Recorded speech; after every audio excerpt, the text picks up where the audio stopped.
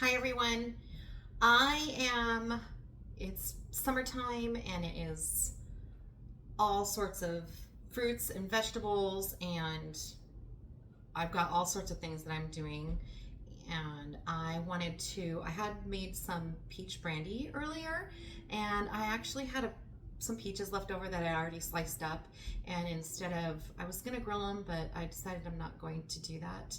And I am going to just make a really quick cobbler. And I do it in air quotes because everybody has different ways they make a cobbler. This recipe is really simple. And I actually got this recipe from a super old cookbook that was my grandma's. And it's black and white recipe. It's equal parts sugar, flour, and milk. So you can make it like in big batches if you wanted to. I usually do two, and two, but I'm just gonna use this small recycled.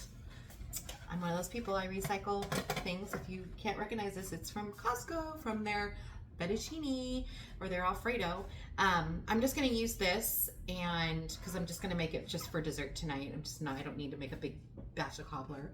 And but it's really, really easy. So you need sugar, granulated sugar, you need flour, and you need milk. And I actually usually add vanilla, so I'm probably gonna run and grab the vanilla really quickly too before I do the mixing part. So you want to put your oven at 350 degrees, and I'm going to just put, because it's a smaller thing, just might seem like a lot, but it's not, a half a stick of butter. When I do a larger one, like a 9x11 or 9x13, I do a whole stick of butter because but you'll see the butter just makes it all yummy and delicious. Anyway, so I'll put a half a stick of butter in here. I'm just gonna put it in the already preheated oven just to melt this butter down, and then we're gonna get to work on the rest of it, and I'll be right back. Okay, while the butter is melting in the oven, I ran and grabbed the vanilla. I like to use the like real vanilla, or real vanilla bean. I really love vanilla bean paste, but I don't have that right now. I need to order more. But the real vanilla, so vanilla, sugar, so equal parts. So I'm gonna start with milk, and you can use any kind of milk. And I've actually tried it with oat milk, and I've tried it with almond milk, and it's completely fine. You can do that. So if you are a vegan, you can 100% use your milk. The consistency is just not, it's still good. It's not quite the same, but it's still good. And no, there's no baking powder involved in this. It's straight up what you see here. So I'm gonna do just one, and one. Actually, I'm gonna start with the dry ingredients first. What am I thinking? Because they're all gonna stick to that if I use the milk first. So I'm gonna do 1 cup of sugar. I know it seems like a lot, doesn't really matter. That's what it is. You can also do monk fruit sweetener for those of you who don't like a bunch of sugar. I've never tried it with honey. And I've never used a different flour, just so you know. I've never tried it with almond flour. I've never tried it with any other kind of flour other than regular flour. So all-purpose. So all-purpose flour, 1 cup. 1 cup of sugar, and now we're gonna add 1 cup of milk.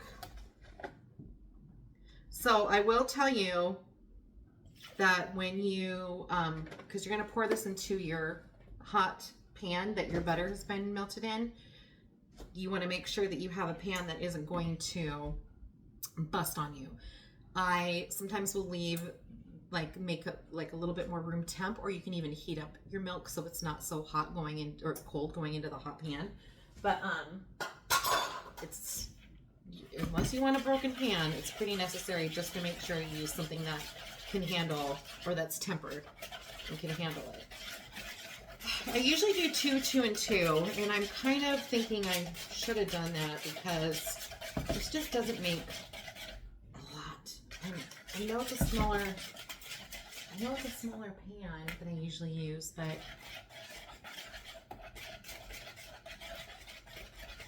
maybe I'll do a half a cup. I'm gonna do another half a cup of stuff into here. And here I am losing my just threw my cup in the sink. So.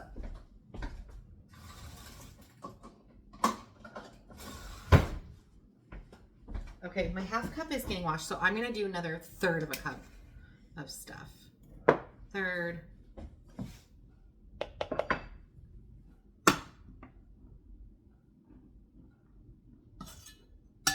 Third.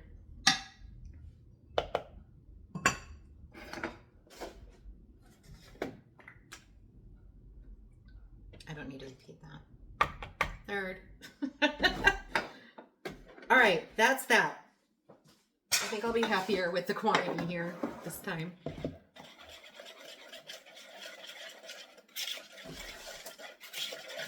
Mix it up. You just want to make sure it's nice and mixed. You probably can't see jack crap there, but that's what I'm doing. Just mixing it up.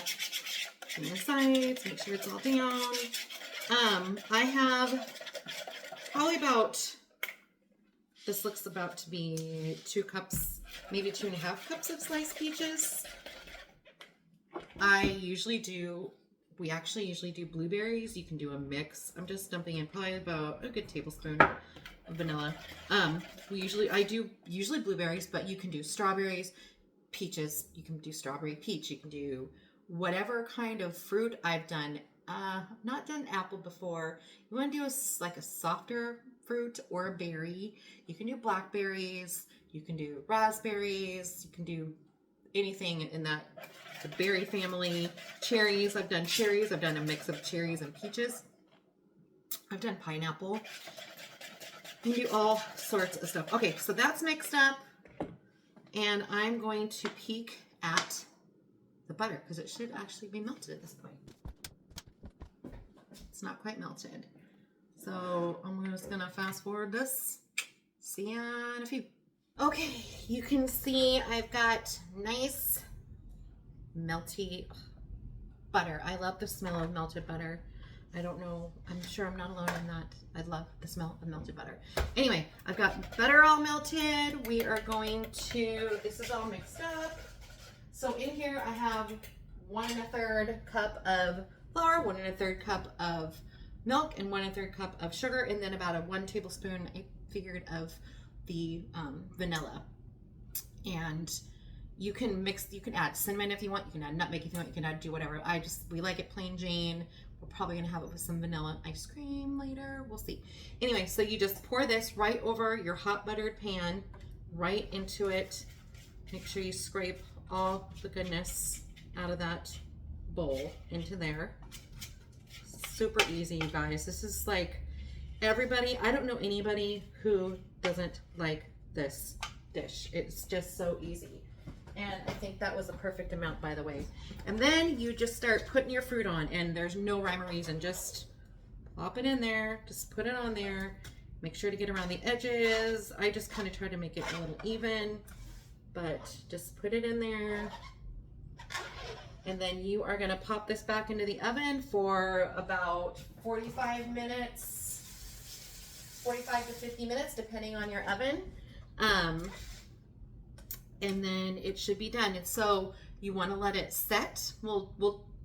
I'll show you when it's all done, but you want to let it set. It's kind of a little bit, not really creamy. It's not raw in the middle, but it's kind of got a creamier texture to it in the middle part, but oh, so delicious. So I'm gonna put this in the oven for 45 minutes, okay?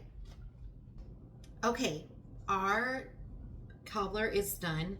And I was going to actually like show you guys like with some ice cream or whatever, but I went out to the freezer and the vanilla ice cream is gone. So somebody ate the rest of it in the house. And it wasn't me. And B, I was gonna show you another way, which is I like to put it in like a little bowl and pour cream, half and half, milk, anything over it. But it is piping hot. However, this is kind of cool to the touch. So you can see here, it's all done. You've got that delicious outside. The peaches are cooked. I mean, it is so good. We like to keep it in the fridge, and people just like to randomly come by and slice pieces off it, take a spoon, take a bite out of it, whatever. Anyway, I hope you guys make this. Let me know in the comments if you make it and how much you love it and enjoy it, and any like variations that you do for it. I would really love to hear from you guys. All right. Thanks for popping by. Bye-bye.